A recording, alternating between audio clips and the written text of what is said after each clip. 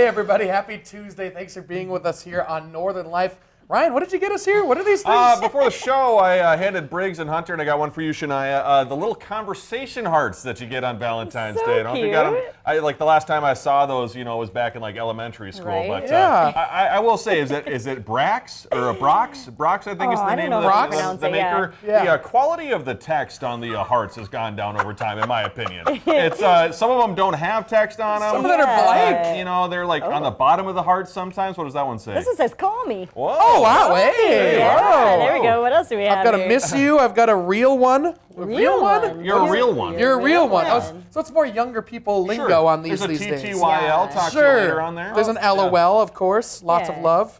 That's not Cool. right. Hug me. So, a little Valentine's Day fun to start the show with you Thank guys. you, Ryan. I Yeah. appreciate that. Sending hearts to all you folks out there, too. Aww. Hey, first things first, recently, one of the best stand-up comedians, apparently, was in Duluth for a gig. Joe Coy has over 2 million followers on Instagram, and he decided to make a fake tourism ad for our great city, and he had a lot of fun filming it. Check it out here. Hi, I'm John McMillan, Assistant to the Senior Vice President of the Duluth, Minnesota Department of Tourism. I'm here to show you the beautiful city of Duluth, Minnesota. Come follow me. Just sit down and enjoy the view of our water on our icy cold benches. And a beautiful place to go walking. Every day is a great day for a hot cup of coffee in Duluth, Minnesota. And stand on top of man-made snow hills. The next time when you're planning a vacation, think of all the fun things you can do right here in Duluth, Minnesota. There's nothing like sitting on an icy cold bench here in town. He's But one you of have the the. beautiful view of the lake in front of you. That's true. Yeah. Counts for something. He's one of the best comedians, you say, huh? Oh, You should have heard the death silence in here while we were watching that video. Just say it. Yeah. you only stopped in Duluth for a little bit of time. They get to see everything that Duluth has to offer. I've never seen a special. We should probably watch a whole special first before. there you go. Yeah, I bet he's amazing. Give him a chance. Exactly. Well, listen, coming up on today's show, a lot of comedy here, maybe hopefully funnier than whatever that was. Iditarod is later this week, and we'll see if Ryan has what it takes to handle a sled dog team. We join Endurance Kennels LLC for a great ride for this week's blindfold. I appreciate how you tell it like it is, Hunter. Thank you, Briggs. Not afraid. Not afraid. Hope I don't get any letters. Well, later we discuss a very Minnesota-themed dessert, and we take a look at a tasty Valentine's Day bouquet that you can get for that special someone as well. But first, another day on Northern Life here means another day we get to discuss Punxsutawney Phil, our favorite guy. With Groundhog Day back on Sunday, apparently our morning meteorologist Tony Nardi believes Phil is a fraud. Here's what he shared on Monday's broadcast.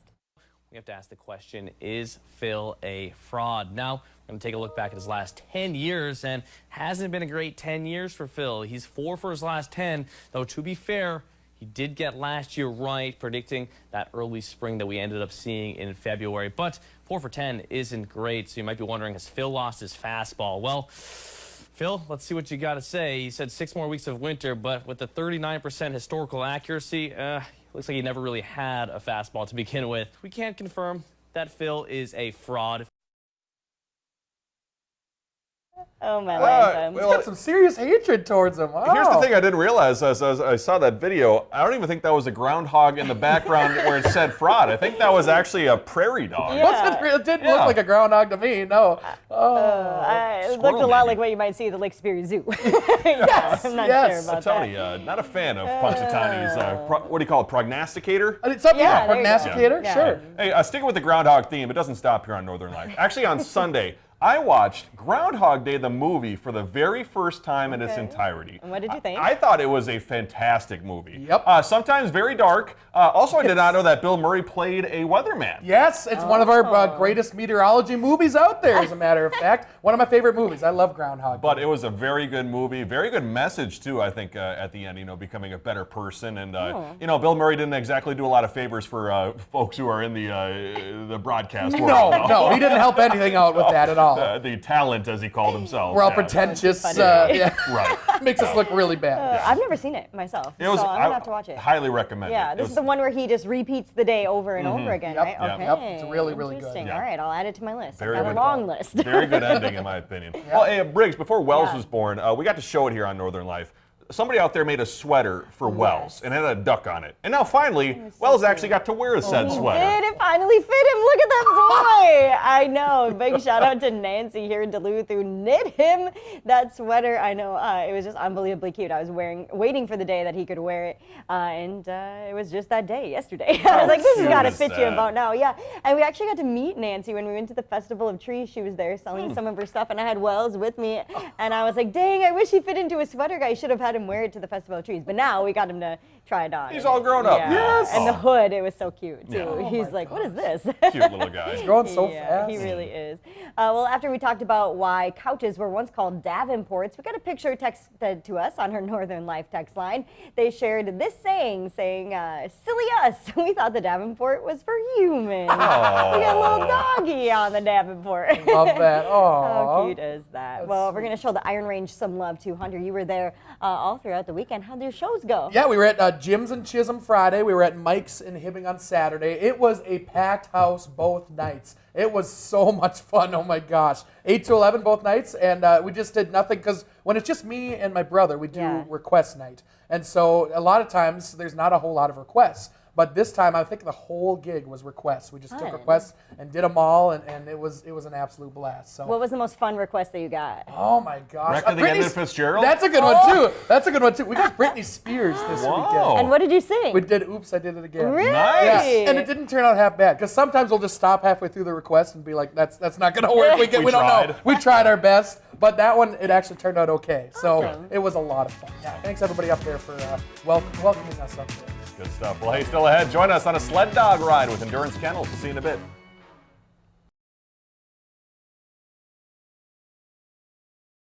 The Blindfold on Northern Life is brought to you by Black Bear Casino Resort. Welcome back, folks. Just to our north, you can book a bucket list winter adventure that'll let you dog sled with Alaskan Huskies. Hunter took me to Endurance Kennels in Duluth, where I got to ride on the sled behind an incredible team of excited dogs.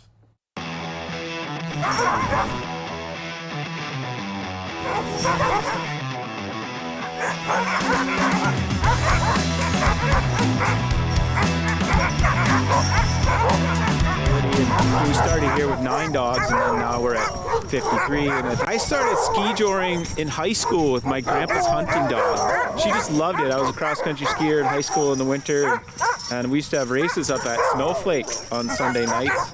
And that got me into it. And I started helping out some of the local mushers at the races, like the Bear Grease, and really fell in love with it and the passion of the dogs. You know, as an athlete myself, and just seeing the drive and motivation of the dogs it's intoxicating. Like they always tell you, don't buy your first sled dog, because then it's just all downhill from there. And that's the mistake I made in 2006 when I bought my first sled dog from Ward and Colleen Wallen, just up the shore there north of Two Harbors. And what kind of dogs are all of these? They're all sprint racing Alaskan Huskies. Just is a husky mutt made for racing, essentially.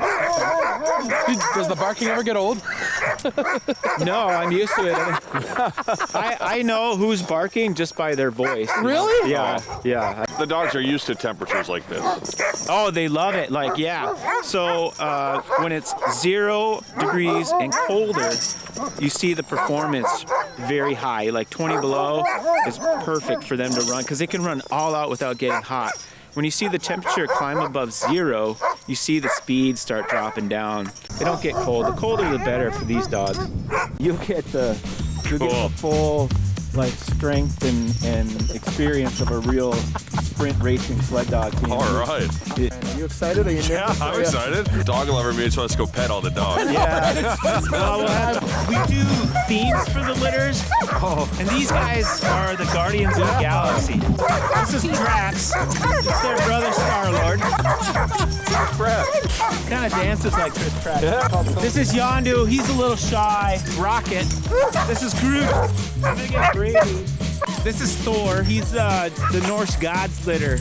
And then he's gonna run with his brother Loki. We'll do hot dog and hamburger. Oh, it's on me. Hot dog and hamburger. Hot dog, hamburger. Nice. The goodest boy. Down below the ball. And then hook it back. It's just like skiing. When we go on a right-hand turn, you want to lean right. Okay. Left-hand turn, you want to lean left. Great. Yeah. Cool. So, Yeah, good thing I just learned how to ski for the first time. These dogs are unreal. They're so ready to go.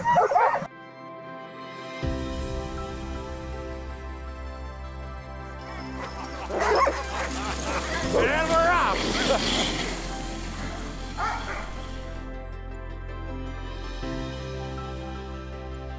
It takes a very confident dog to run and lead because they got all these dogs chasing them.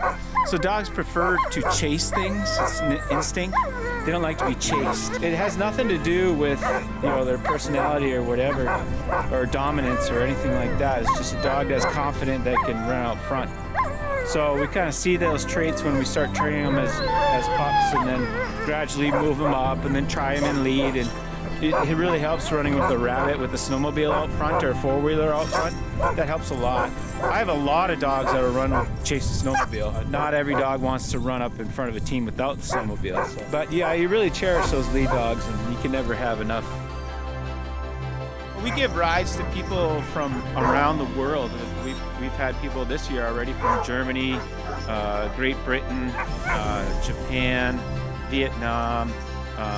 People come from everywhere. They want to go dog sledding. We had our first group from the Bahamas this year, and his dad would bring them up every year to do something in the snow because they'd never seen snow. So our main customer base is down in the Twin Cities. So, and we're a very family-oriented event.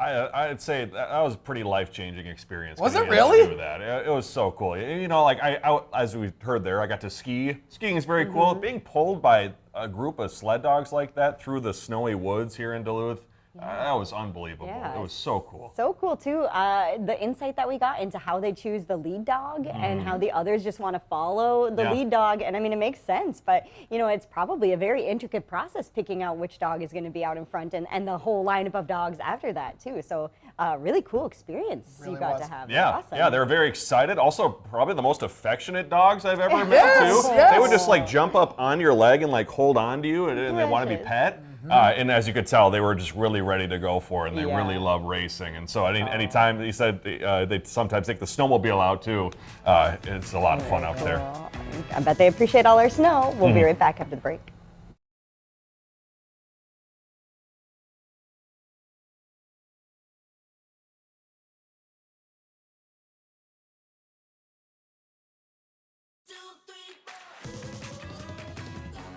Welcome back, everybody. I got to ride on a sled dog team once too, but I was just in the basket. I didn't get to be in the back like you. So yeah, it didn't seem like it takes a lot, to, I'm sure, learn how to drive the team of dogs. Yeah, we were leaning. The biggest advice was hang on, because if you let go, your team could be like way half a mile up the trail. So we lost our guy. Where'd he go? It'd be a long walk back, and that was a cold day. I felt bad because it was 2 weeks before you came back, Riggs, that I set this up. So I'm glad to hear that you have ridden in a sled dog before. It was super fun. Yeah, I had a great time. But it seems like these guys do an awesome job. Yeah, so if you'd like to feel what it's like to be on a sled dog team, you can book a ride with the team at Endurance Kennels. You can find them on their website. That's where you can book your time online, hop on the sled, and then meet all of the wonderful dogs they have there. So you can find more info at endurancekennels.com. Yeah, it was a good time. Big thanks to them. Hey, how about this? Have you guys ever been to the Spam Museum in Austin, Minnesota? I have not. Our director, Shania, has. You have, Shania? That's a bucket list item for me, too. I've been there as a kid. Very cool. Have? But here's what's not so cool, in my opinion. Apparently, Hormel has a dessert idea I've never heard of. It is Spam peanut butter and chocolate chip cookies. So there's like Spam in it? So there's meat. You can see the meat chunks in the peanut butter and chocolate chip cookies. How interesting. Get your thoughts on that, guys? I don't know. I've actually never even had Spam by itself, let alone in a cookie with peanut butter and chocolate. Wow. I don't know what we're doing tomorrow. Yeah, exactly. I'm bringing in Spam. Yeah. I don't know about the cookie though. I'd definitely try it. That's a heck no for me, I think. But it's probably the salty, sweet kind of thing. Yeah. You know, I bet it's not the worst thing in the world. I imagine it's like bacon. You have peanut butter with bacon, or maybe chocolate with bacon. I don't know if I've ever had chocolate with bacon. I've heard that's pretty good. I've had ice cream that's been chocolate bacon, which is kind of something. It was not terrible. Yeah. You know. I saw that online. I thought that was very Minnesota themed It is. dessert. Very, very Minnesota themed. Well, after we talked about the famous Kringle dessert back on Friday's show, someone texted into us saying O&H Bakery in Racine, Wisconsin is the only place to get authentic Danish Kringle. Also, our viewer Mary called in to our coworker Heidi saying she loves our show and she's a total Kringle expert. So maybe we're going to have to reach out to Mary and learn more about the Kringle and the significance of it to Wisconsin. Hey, if it gets us Kringles out of the deal, I mean, that sounds yummy to me. Better to have Kringles than the Spam one, probably. That's true. A gentle reminder to all you lovebirds out there, Valentine's Day just around the corner. Talk to you later. You still got time to make plans. This year, rather than doing the same old flowers, who wants flowers? Why not go a little bigger, a little grander, a little more pickle-centric? Ooh, yeah. Grillo's Pickles has announced the return of its Grillo's Pickles Pickle Bouquet, a do-it-yourself kit that allows you to create an unforgettable edible arrangement. You can order it now on grillos.com for $35 per bouquet. Do it yourself? Yeah. What does that mean? You You get to pick your own stuff in there? Get your own pickles? Have a romantic night putting together a bouquet with your loved one. You can imagine you're out to dinner and everything going on. All of a sudden, Matt brings out this big pickle bouquet. What would you do? I'd be thrilled because I love pickles. Yeah, but he hates them, so he always gives me his pickles. So I kind of do get like a pickle buffet or bouquet. I imagine he doesn't even give the bouquet as just the basket. Let's make this now. Let's do this right now. That'd be kind of a fun activity to do together. That'd be awesome. And flowers die after however long. You know, like maybe like a week or two. Pickles are pickled. They last forever. Also, have you had those Grillo's pickles? No. Oh, they're very good. Are they spicy? Yeah, they're just normal dill pickles. Okay. But you can find them at Costco, I believe. And I've had them before. Yeah, they're really good. Any other things you wanted a bouquet besides pickles or flowers? Chocolate-covered strawberries. I love those. They're so good. That'd be a nice one. Yep. Well, hey, we'll get you to tomorrow's Does It Work product after the break.